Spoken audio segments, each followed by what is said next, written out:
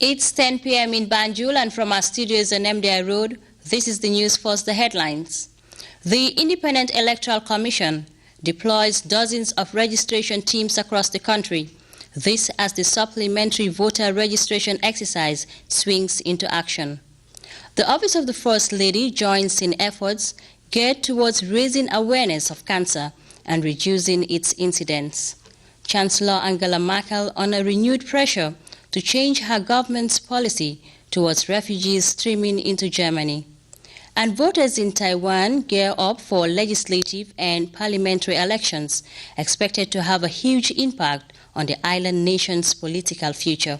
Well, viewers, those are your headlines. With me, WINIFRED NICOL.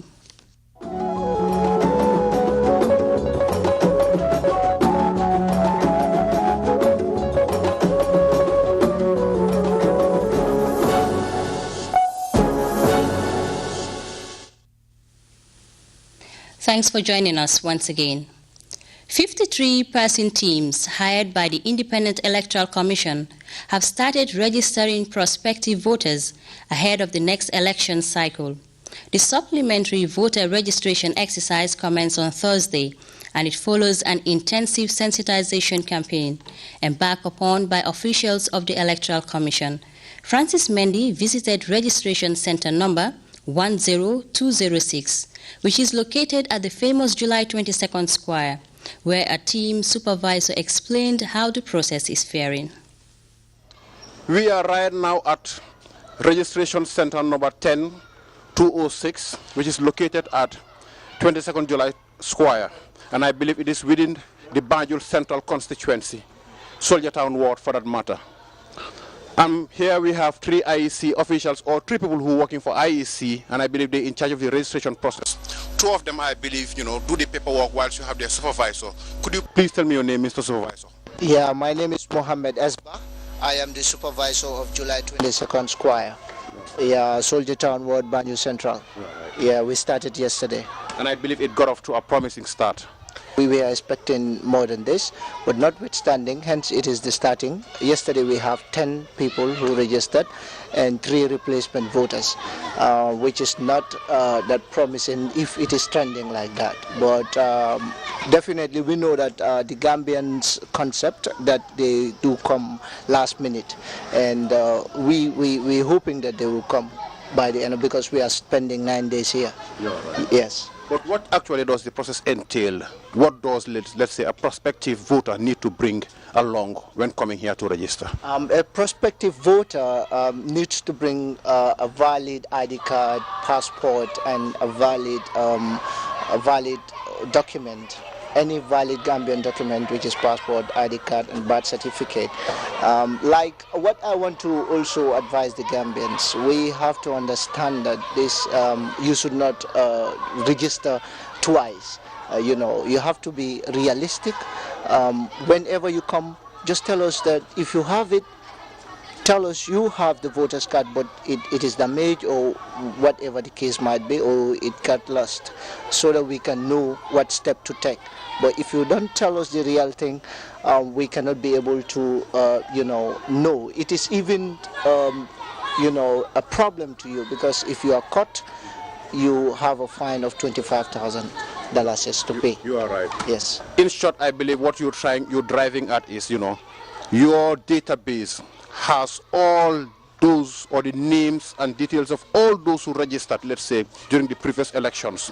So, and if somebody like me happens to be dishonest enough and come to claim that he or she never voted before, whereas, the voter card he was issued with the last time kind of, got lost or is damaged, you are going to find out. Yes. And that could land the individual in trouble. Definitely. That is what I want to emphasize on. Because there is a fee attached to it, the $100. That's why people are running away from it. But the voter's card worth more than $100.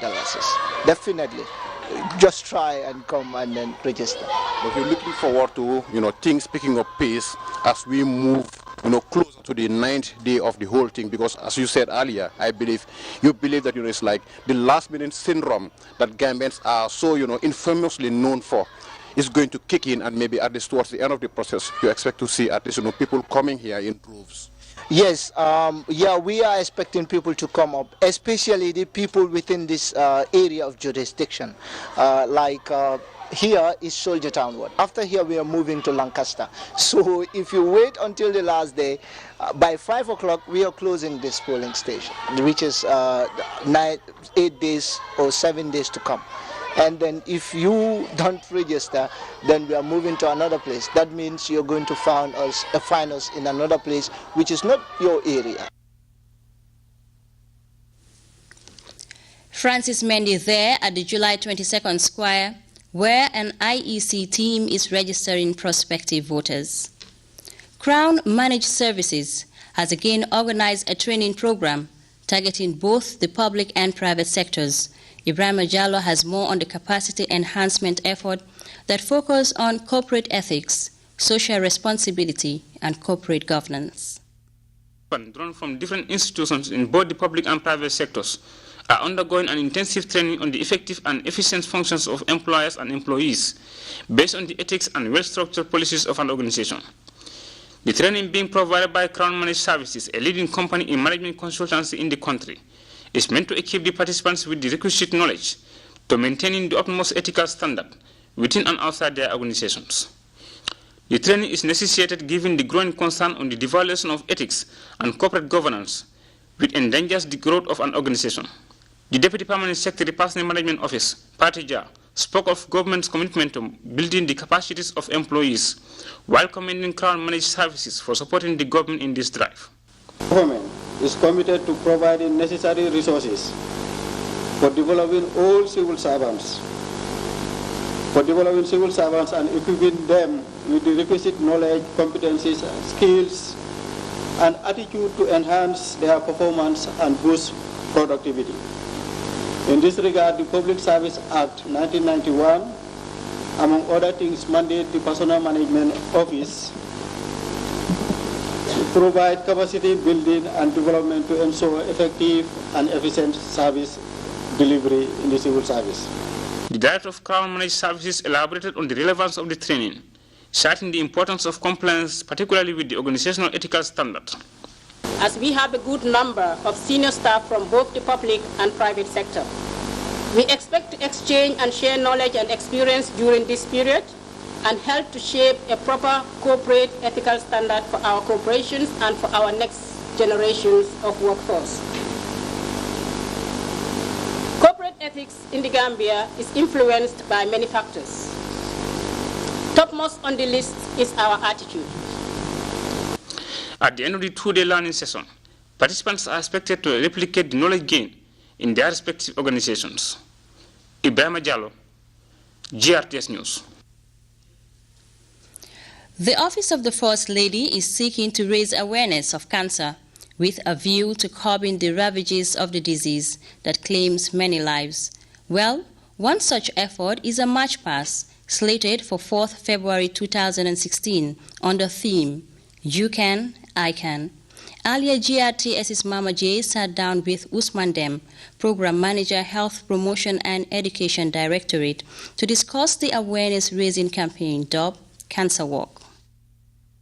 Usman, tell us about this sensitization program that you're about to embark on.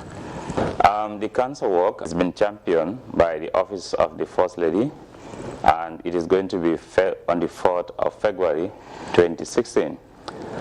We're going to do it in a way of walking from the newly built National Assembly to the July 22nd Square.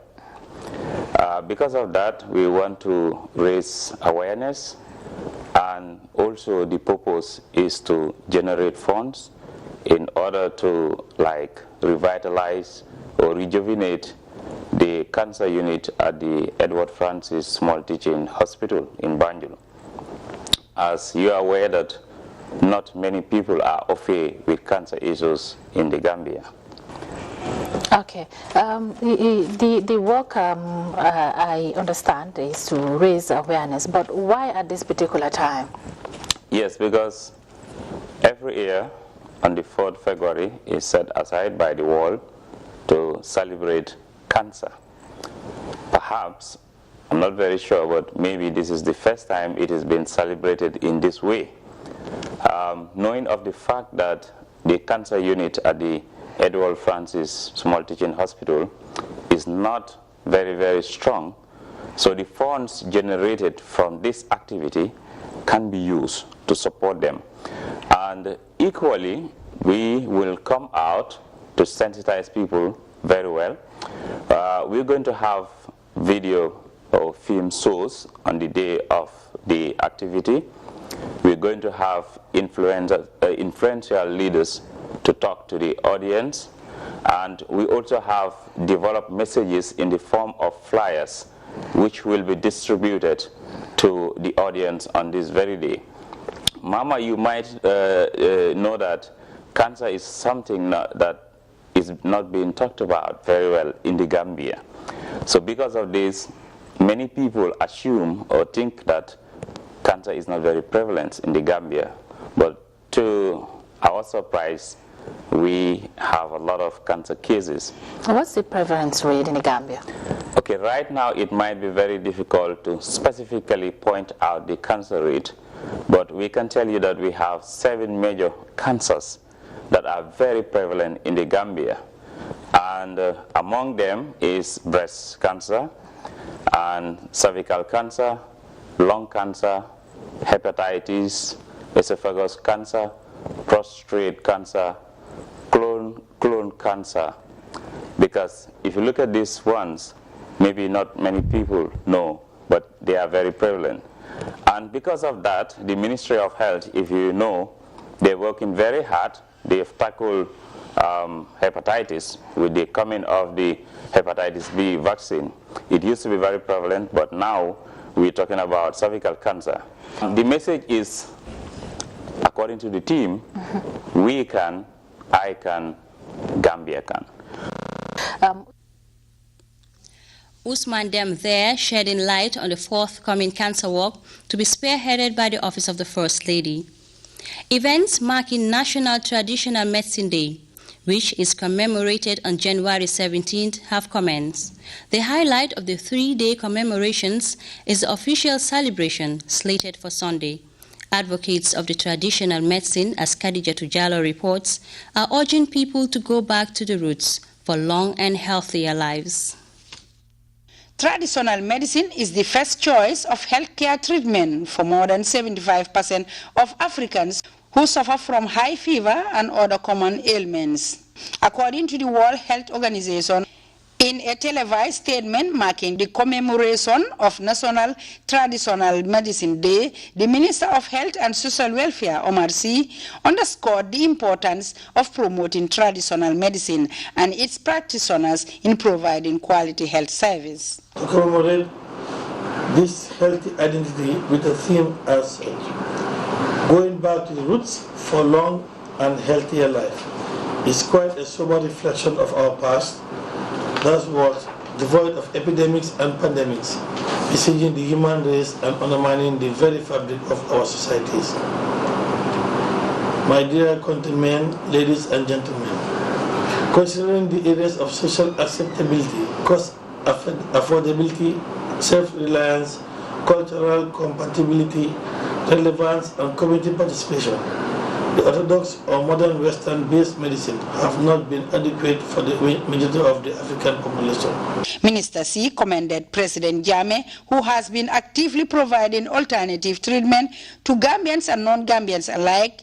Africa's future are its children and must be empowered through awareness creation and the development of the right attitudes, as extolled by our dear President, His Excellency, the Chair Professor Dr. A.J. Jammeh Babili Mansa.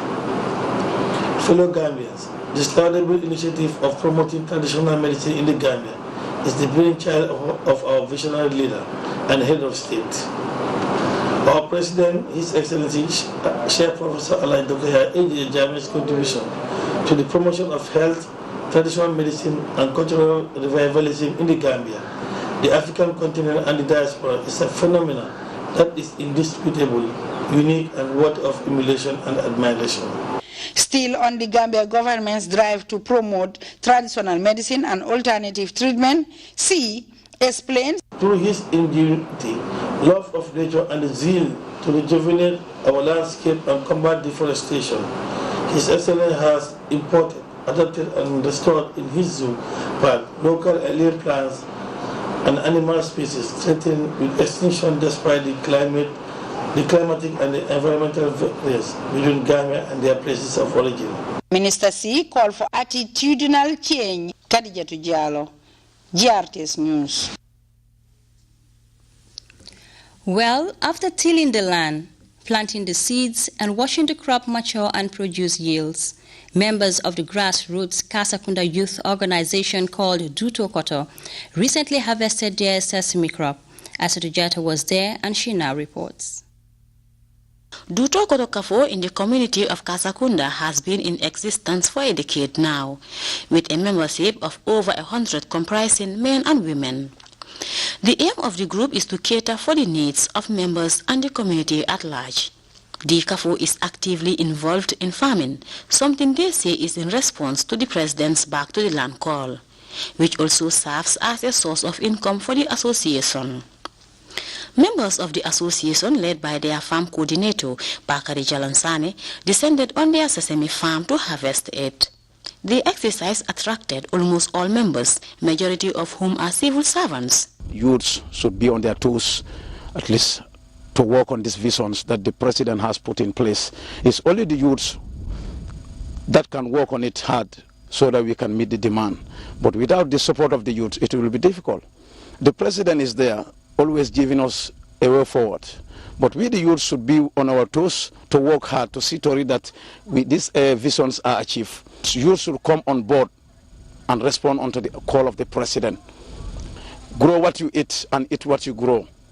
That's the only way that we can sustain ourselves and we can meet at least the demand that the President is trying to work on.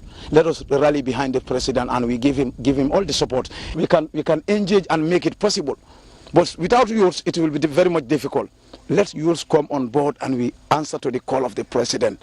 Grow what you eat and eat what you grow. It's a very, very important area. Sergeant Lamin F. Baji of the Gambia Armed Forces called on the youth to engage in farming, saying the youth remain a key component of the nation's food self-sufficiency drive. Saying that I'm a civil servant does not mean that you should not engage on farming. We are the people who should even engage on farming. Those who are not engaged will see to it that, hey, then let us wake up and then we do something. As some of as people who are already on salaries are fully on the ground working hard to meet the demand, why not us? Let us try to meet that vision. 2016-2020 is the willingness that should be in the youths. Let us try to work very hard. Youths ranging from both. We engage on this, we engage on gardening. So these are some of the things that will help the nation. If the President is calling vision, grow what you eat what you grow, and he is taking the lead, why not us, the youths, moreover the youths? Let youths come all out and give the support. Not support just by mouth. Let's be on the ground, physically on the ground, and we work hard to achieve these visions. The President of the CAFO urged members to maintain unity. Malanjaju further thanked the governor of West Coast region, Ajah Aminata Sifai Haidara, for giving them the support and providing tractors to help them undertake this venture. Other speakers included Nato Majaju and Mabinta Sanyang, both of whom spoke about the successes registered by the CAFO. Reporting for Grts News, I am Aisatu Jata. The next Operation Clean the Nation is scheduled for Saturday, 16 January 2016. A news release from National Environment Agency states that, in this regard, all governors, Sefolu, Alkalolu, ward councillors, women organizations and government institutions are reminded that a strong presidential directive has been issued requiring all of them to organize and fully participate in the next national cleanup exercise within their respective jurisdictions. There will be mass inspection of premises, markets, and areas of business by inspectors from the NEA, Gambia Police Force, and other stakeholders immediately after the exercise, and those found wanting will be prosecuted accordingly. The dispatch ends. We will be back with news from outside the Gambia after this break. Stay tuned.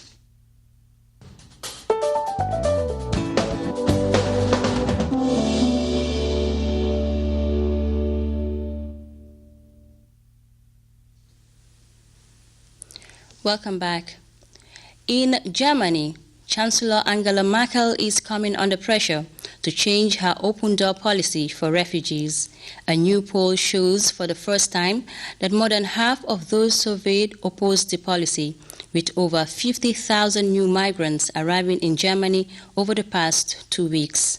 There are now growing calls for action, even from within her own party. We have more in this DWTV report. Migrants entering Germany hasn't let up, even in the face of winter weather. So far this year, more than 51,000 migrants have arrived. At this rate, 2016 could see even more asylum seekers than in the previous year. Although many Germans remain relatively relaxed, according to the latest opinion poll, most now have their doubts.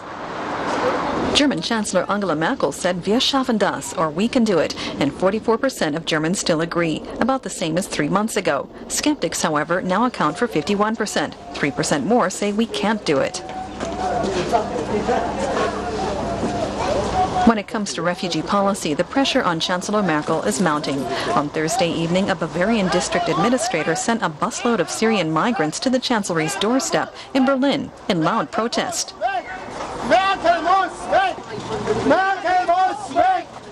Opposition is also growing within Merkel's own party. Many conservative Christian Democrats are calling for a change of course on refugee policy. They say too many are coming and Germany can't cope. Yet the Chancellor remains undeterred. It's the federal government's job, and of course it's my job, to see to it that we give people the impression as quickly as possible that this is getting organized, this is being steered, that what's illegal is being made legal.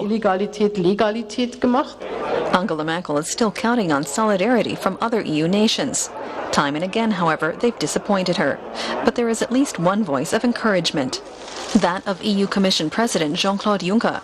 Following talks with Merkel on Thursday, he said that all member states will have to keep their promises from now on and take in migrants in order to avert a real EU crisis.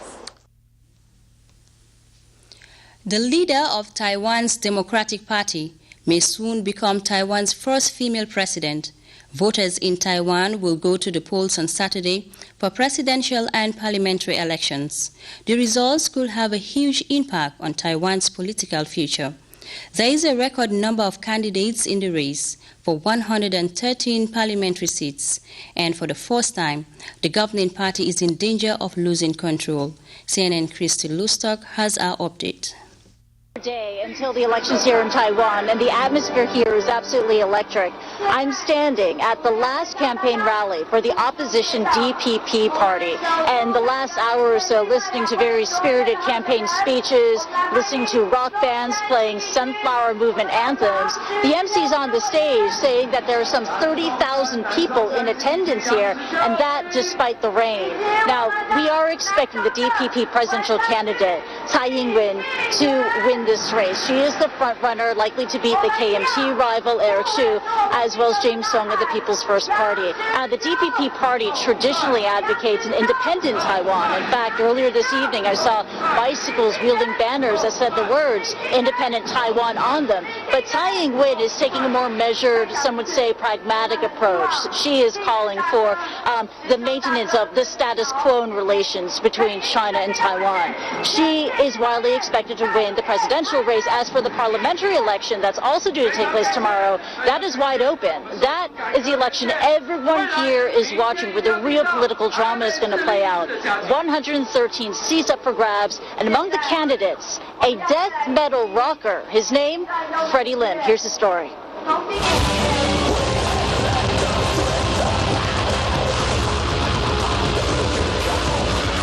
The defiant lyrics of protest, belted out by the tattooed and ponytailed frontman for one of Asia's biggest death metal bands.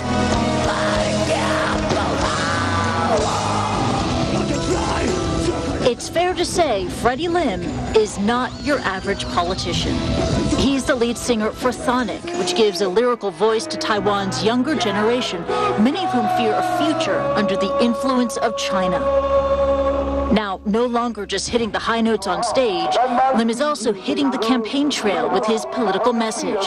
He is not running for president, but for one of 113 parliamentary seats. My hopes to win, of course. His ban grew in influence after the student-led Sunflower Movement, which occupied Parliament in 2014 in protest over a trade pact with China. We need to push for a more democratic process and deepen the democracy we have already established. Lim's NPP is just one of several smaller opposition parties which say their concerns aren't represented in Parliament. The government thinks that relying on China will result in economic prosperity, which is the youth do not agree with. Many of that younger generation say they do not want Taiwan to become just another Chinese territory, and they look in fear at Hong Kong, where China appears to be tightening its grip. So even the situation is worse in Hong Kong, but I can see the hope in the future. And I do believe that the Hong Kong people, they will fight very hard to win what they deserve. What's up, Hong Kong? Lim showed his support in the final days of Hong Kong's Occupy protests in 2014 with this performance in the territory. It's the first time Freddie Lim has run for political office in Taiwan, but he is no stranger to speaking out for his beliefs after leading Amnesty International Taiwan for the past 4 years. Now, just moments ago, Andrew, I saw Freddie Lim up on that stage behind me. We take our second break now. Sports is next.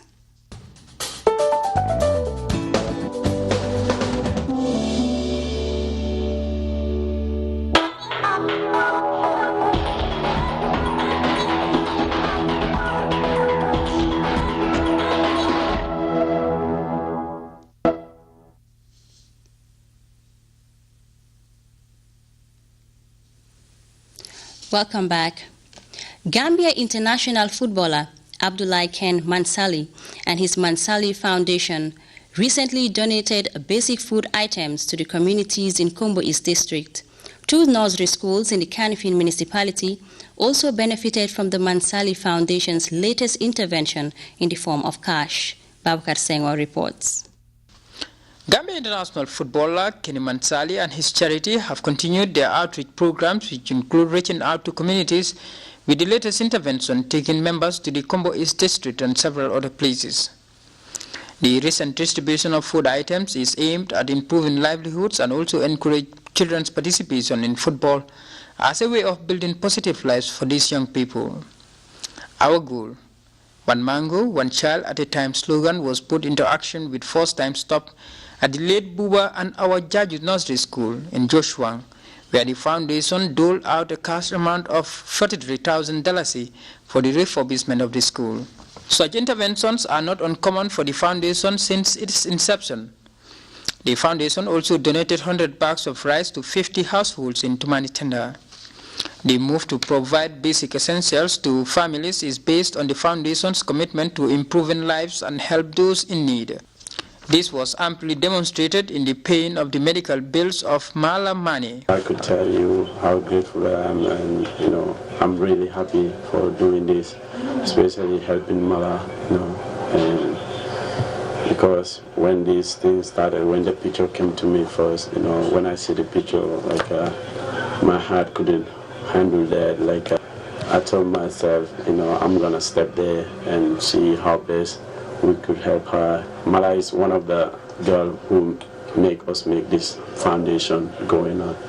But today is most excited day for me because to sit with her. With this intervention, the US-based footballer is hopeful of impacting positively on the lives of young people who are aiming to follow in his footsteps. For Grts Sport, this is Babakar Sengwa. After sports, we take a look at the weather report from the Central Forecast Office.